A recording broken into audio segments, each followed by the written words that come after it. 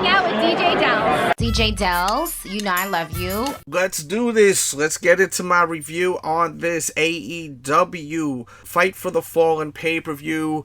The opening was pretty good. I mean, I can't complain. The high points of it, I would say, was the Darby Allin, Jimmy Havoc, and Joey Janela versus Shawn Spears, Sammy, and MJF. That match was really good. I enjoyed it. It seems like they're really trying to develop the character of Shawn Spears, and honestly, I forgot all about the Perfect 10 after that chair shot from the last show. Kind of erased everything, and I noticed that he threw up like the 10 with his hands at the end of the match. I feel like you just don't need to do that anymore. Like, just ignore everything you did in the past, man. You created this new character. You got a new look. I like the mohawk vibe he got, and he's coming off like a real badass. MJF is fantastic.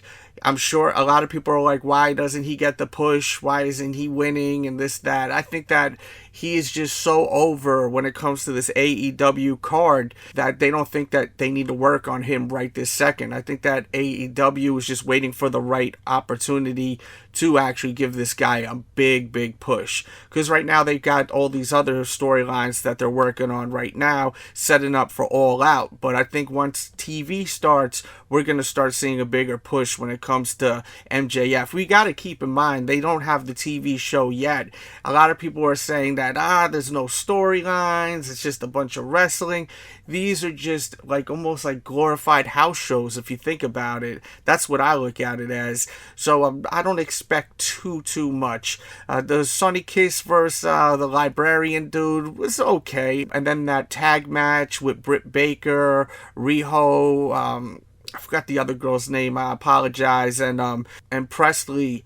I really enjoyed the match. The only thing is that it just looks off how small the girls from Japan are versus the others, and even their outfits, they're like dressed up almost like dolls. It just doesn't mesh well because of the fact they're so small, so they stand out. It almost looks like Britt Baker and Presley are wrestling dolls. To me, it just doesn't come off well. They all are fantastic in ring, but as far as the chemistry and the look, I just don't think it's looking that great on TV. That's my personal opinion. Let me know your thoughts on that. You can disagree with me. I'm not some softy where if you disagree with me, I'm going to get all mad. So leave what you want to leave in the comments, and definitely subscribe if you're new. And then with the main card, we had Brandi Rhodes versus Ali. The match was kind of whatever. That's just how I took it. There was one point where they're both outside the ring and Brandi grabs like a bottle of water. I'm thirsty, and she like goes like she's going to dump it on her. It looked like she barely even dumped any water on her and then threw the like bottle that was basically full, and it just looked kind of stupid. You know, like if you are gonna go all the way out of your way to grab a bottle, take a sip. She shouldn't have even poured it on Allie, because I mean, for what? It's just kind of stupid. But if you're gonna do that, you should have just dump the whole freaking bottle on her head, you know, not just sprinkle a little on her hair and then throw the bottle away. I thought that looked kind of dumb. Brandi Rhodes got work to do. She's very green in the ring. She's got to work on being more graceful in the ring, kind of stiff, and she needs to like loosen up, you know. She seems very tense, almost like. But in time, I'm sure, you know, with work, she's gonna definitely improve. She just got to put more work into it. And I believe she will in time. She just needs to work at it. She's got great personality. I do like her, but she definitely needs to put in some more work, and I'm sure she is. I'm not saying she's not, but there needs to be more work put in with her development in ring. As far as with Allie, I love her work that she did, especially with Rosemary. I'd love to see Rosemary eventually at AEW. Taya Valkyrie, definitely. I mean, she's absolutely incredible, and there's so much talent. If you haven't noticed, I'm not very impressed with the women's division yet. The Kylie Ray girls, to me, is like a bootleg Bailey, overacting where it's cringeworthy. And where the hell is Penelope Ford at? I mean, she's fantastic. She won me over when I seen her last year. She wrestled Taya Valkyrie, and the match was phenomenal. I just don't understand why they're not utilizing her. I guess they're saving her for TV. But let's get back to this match. We also had Awesome Kong and Asia Kong. They were involved in the match, which was cool, and I'm sure we'll see Asia versus Awesome Kong. Then we had the Dark Order versus Jack Evans and Angelico versus Luchasaurus and Jungle Boy. This was an entertaining match. I thought that Luchasaurus and Jungle Boy should have won this and not the Dark Order. I feel like Luchasaurus and Jungle Boy are so over. I understand what I was saying with MJF, like he's over, but he's a heel. You know, these guys are huge monster baby faces right now. Like they should have won that match. I really disagree with the choices they made with booking this match and having Dark Order win. Such a bummer. I'm sure many of you that are watching were very bummed out that Dark Order won. I just don't get that at all. Moving on, we got SCU versus the Lucha Brothers. I enjoyed the match, and I'm a fan of both of them. You know, I definitely dig SCU. Some people say SCU, they're too old. They're great. I mean, I don't think they even look that old. They look great for their age. I understand Christopher Daniels, you know, these guys are not no spring chickens, but they wrestle their asses off. They're great on being the elite, and I'm a fan of SCU, man. Of course, you know, the Lucha Bros, their talent is just at such another level. I mean, they're one of the best tag teams ever, but I did like the match. I did enjoy it. Then we had Hangman Page versus Kip Sabian. Good match. I feel like a lot of them, though, I will say this, they could have been shorter. This pay-per-view was way too long. And as we got further and further into the pay-per-view, I felt like it was starting to get exhausting because it was just too long. There were so many matches that did not have to be as long as they were. It's not necessary. The AEW says it's going to be different than WWE, but meanwhile you're putting out like 4-hour pay-per-views when it's not necessary. And it takes away from the big matches at the end of the night. People start getting tired. It's getting late. Been watching wrestling since like 7:30. It's 11 o'clock. It's like chill. No pay-per-view should be any longer than 3 hours. Give us just enough. Don't overfeed us. You know what I mean? They need to just give the people enough, not overfeed people. Good example is like you ever go to one of them concerts or festivals where they have like so many bands playing, right?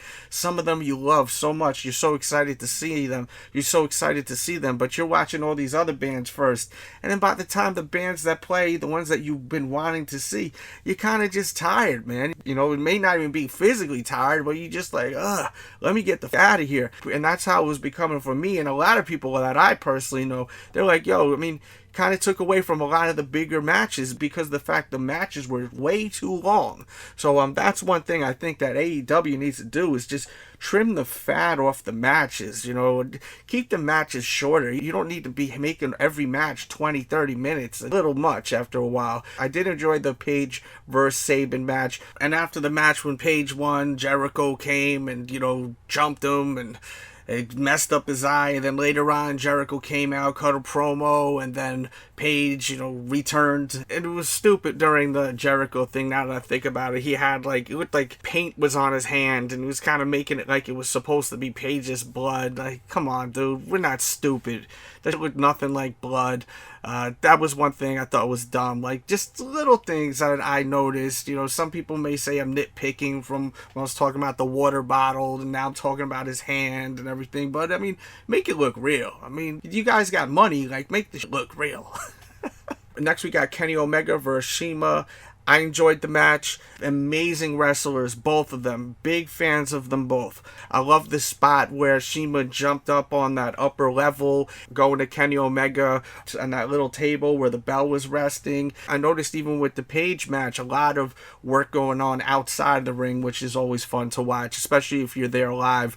The match, though, was fantastic. One of my favorite matches of the night was definitely the Omega match, and I was getting nervous. I thought that he was going to lose. I'm like, dude, what are you guys doing, Omega? Like, you know, he can't just be losing all the time. This is Kenny Omega. Like, they keep saying wins and losses matter, but you got Kenny Omega, who's a monster superstar without a damn single win. So I'm glad to see that he won that one. I really felt like he was gonna, but then when I was watching the match, it seemed like he was getting his ass handed to him the whole damn fight, it seemed like, for most of the part. And the final match was the Rhodes brothers Brotherhood, I think that's what they're going by now, versus the Young Bucks. I've seen on social media a lot of mixed reactions. Some people were saying that the match was kind of slow, but you got to keep in mind, you had two different styles. You had the Young Bucks that are like, spot monkeys, and then you have Cody Rhodes and Dustin Rhodes, which aren't like that. I thought they told a good story. I do feel like the match was way too long. I mean, this match was so long. I mean, way too long. You didn't need to have it that long. And I think everyone that's tuned in here will agree with me. It was cool seeing how the Young Bucks, they had almost like a strategy when it would come to Dustin Rhodes. Because Dustin Rhodes is a big guy, pause. So like a lot of the times they would team together while they would attack Dustin. And they did that throughout the whole entire match, and I appreciated that. Being that the Young Bucks are so much smaller, you've seen a lot of them teaming up together whenever there would be interaction in ring and even outside of the ring with Dustin Rhodes. I think also being that people are so used to seeing the Young Bucks, boom, spot, and it being slowed down and it being such a long match, that worked against this one right here.